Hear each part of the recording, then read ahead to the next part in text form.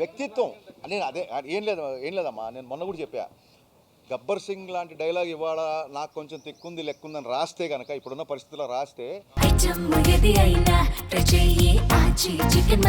ఆచి చికెన్ మసాలా ఆ లెక్క గెలిచిన సీట్ల ఇంకోటా అని ఆపాదిస్తారు.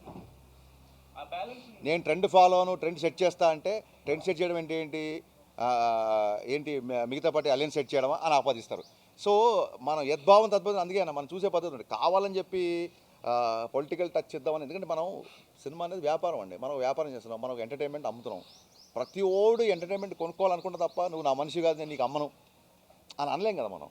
సో ఎక్కడో గాజ్ డైలాగో లేకపోతే ఒక అవ్వ నా చేతి మీద నా తల మీద చేసి ఆశీర్వదిస్తుంది, ఆస్తులు అందరూ పోగేసుకుంటారు, ఆశీర్వాదాలు కొందరు సంపాదించుకుంటారు, ఇలాంటి డైలాగ్స్ ఎక్కడో రెండు వైపులు ఉంటుంది. ఆ డైలాగ్ ఎందుకు వచ్చిందంటే చాలాసార్లు ఫ్యాన్స్ హీరోకి ఎలివేషన్ ఇస్తుంటారు కదా, మరి ఈయన అభిమానులు ఈయన సినిమా సక్సెస్ అయినా హిట్ అయినా ఎలా ఉన్నా అభిమానులు ఎప్పుడు ఉంటారు. ప్రతిసారి ఫ్యాన్స్ ఎలివేషన్ ఇవ్వాలా, ఈసారి హీరోతో ఫ్యాన్స్కి ఎలివేషన్ ఇప్పిద్దాం అని. సో నీ అభిమానుల్ని, నేను ప్రేమించే వాళ్ళని అందరినీ చంపేస్తామంటే అభిమానుల్ని లేపేస్తావా? ఎంతమంది ఉంటారో తెలుసా? లెక్క పెట్టడానికి జన్మ సరిపోదు, లేపడం సంగతి తర్వాత. అంటే మా ఫ్యాన్స్కి ఎలివేషన్ కదా అది. సో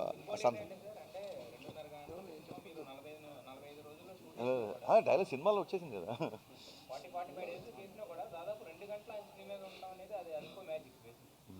అదే సార్, అందుకే మీరు మ్యాజిక్ అని అన్నారు, నేను మర్చిపోయిన బట్ మీరు అన్నారు, ఇది మాట నేను అనలేదు.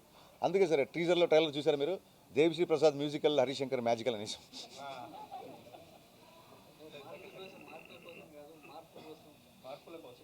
అవునండి, అంటే ఇలా ఉండే కుర్రాడు ఈడేం పని చేయి. అవును, మార్కుల కోసం పనిచేసే కుర్రాడు కాదు, మార్కులు తెచ్చే కుర్రాడు కాదు, మార్పులు తెచ్చే కుర్రాడు. సో చిన్నప్పటి నుంచి అతనికి ఆ మార్పు ఉందిగా, వార్డెన్లో మార్పు తీసుకొచ్చాడు చిన్నప్పుడే, అలా అనమాట.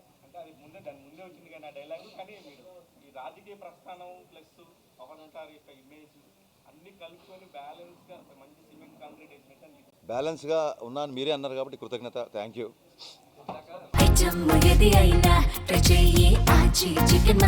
ఆచి చికెన్ మసాలా